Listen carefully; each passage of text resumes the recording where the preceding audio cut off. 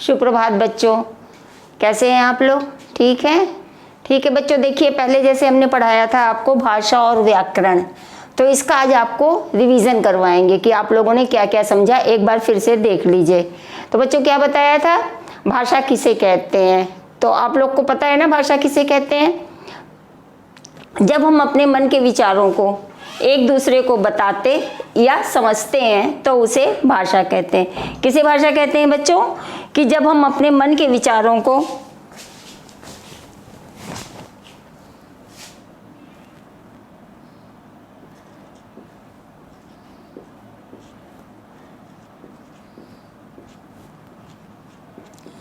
अपने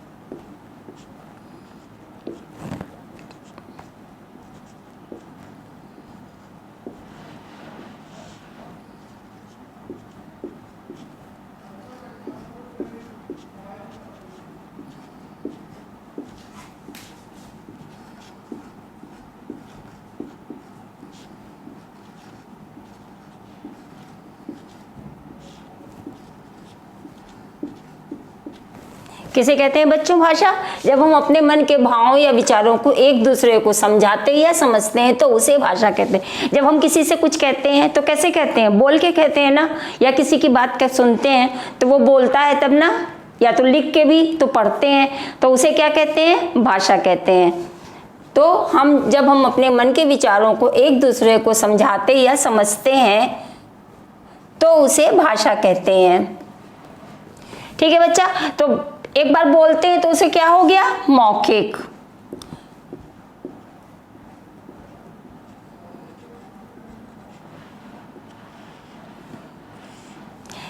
हम लोग अपने मन के विचारों को कैसे बताते हैं? किसी को भी, जैसे मम्मी से आपने कहा कि खाना दीजिए, तो कैसे बताते हैं आप? मुंह से बताते हैं ना, तो क्या हो गया? ये मौखिक भाषा हो गई।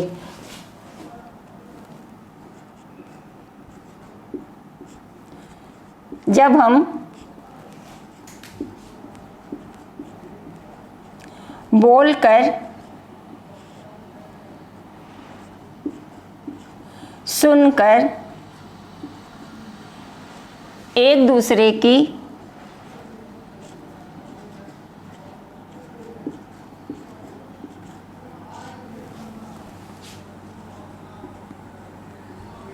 बात समझते या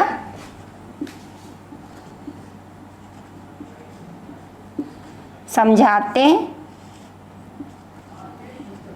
हैं तो वह मौखिक भाषा होती है।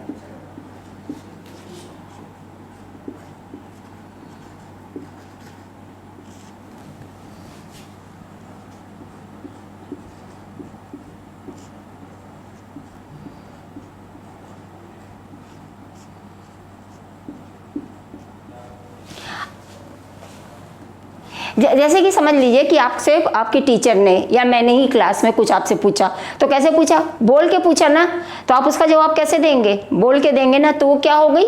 मौखिक भाषा होगी। आपने सुना मेरे बात, फिर उसको आपने जवाब दिया, तो क्या हो गई? वो मौखिक भाषा हो गई। मम्मी ने आपसे कुछ कहा कि ये काम मेरा कर दो, तो आपने सुना, फिर उसको समझा आपने, फिर आपने मम्मी से कहा कि हमने कर दिया, तो ये क्या हो गई? मौखिक भाषा हो गई। और दूसरी होती है लिखित भाषा।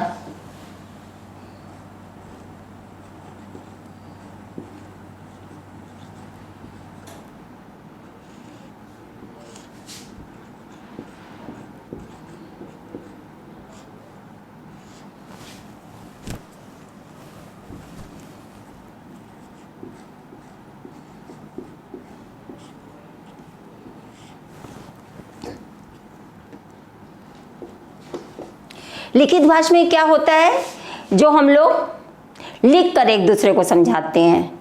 जैसे हमने ब्लैक बोर्ड पे लिखा, जैसे हम यही लिख रहे हैं आपके लिए, तो ये आपको समझा रहे हैं ना, तो क्या हो गया, ये लिखित भाषा हो गई। आप पढ़ रहे हैं तो क्या हो गई, ये लिखित भाषा हो गई। जो हम लोग लिख कर एक दूसरे को समझाते हैं और पढ़कर समझते हैं, उसे लिखित भाषा कहते हैं।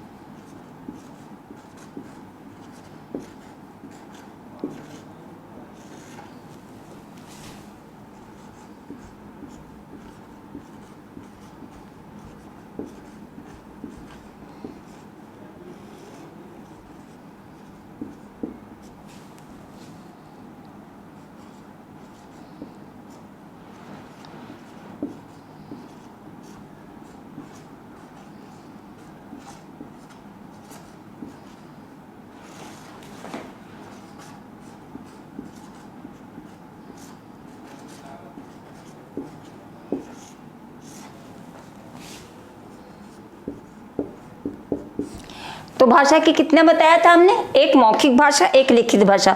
दोनों आ गई ना आप लोग को कि मौखिक भाषा किसे कहते हैं, जब हम बोलकर और सुनकर समझते हैं, और लिखित भाषा किसे कहते हैं, जब हम लिखकर या पढ़कर समझते हैं या समझाते हैं, तब उसे लिखित भाषा कहते हैं।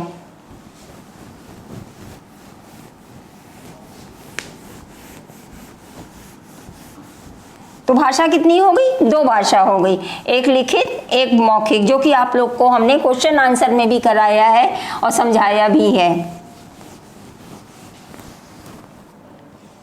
भाषा कितनी हो गई,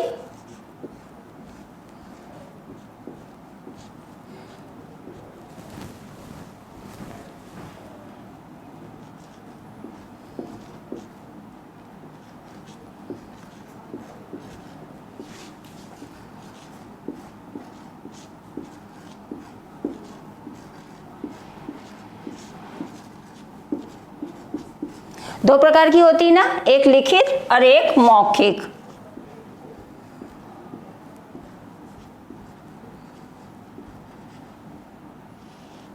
मौखिक और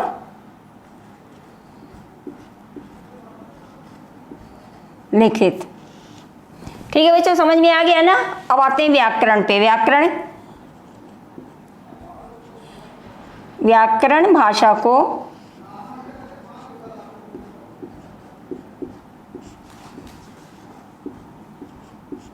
शुद्ध रूप से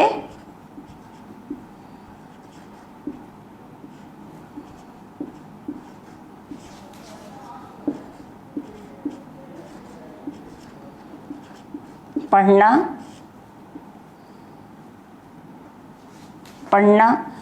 लिखना व बोलना सिखाता है।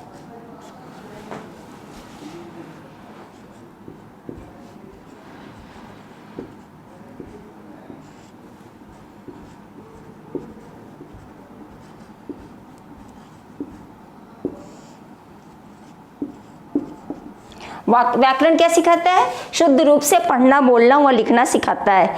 जैसे कि समझ लीजिए कि कोई लड़की है क्लास में, है ना, तो उससे हमने कहा कि वो जाता है, तो क्या हुआ, ये गलत हो गया ना, तो क्या कहा जाएगा, वह जाती है। जैसे कि ये हो गया, समझ लीजिए, उदाहरण दे रहे हैं आपको, एक एग्जाम्पल,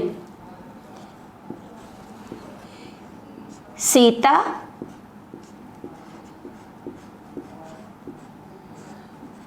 जाता है। ये क्या है, ये गलत है ना, क्योंकि इसको सही से नहीं लिखा है हम लोगों ने। तो ये कैसे पता चलता है, व्याकरण से हम लोग को पता चलता है। व्याकरण में जब पूरा आप लोग समझेंगे तो समझ में आएगा। सीता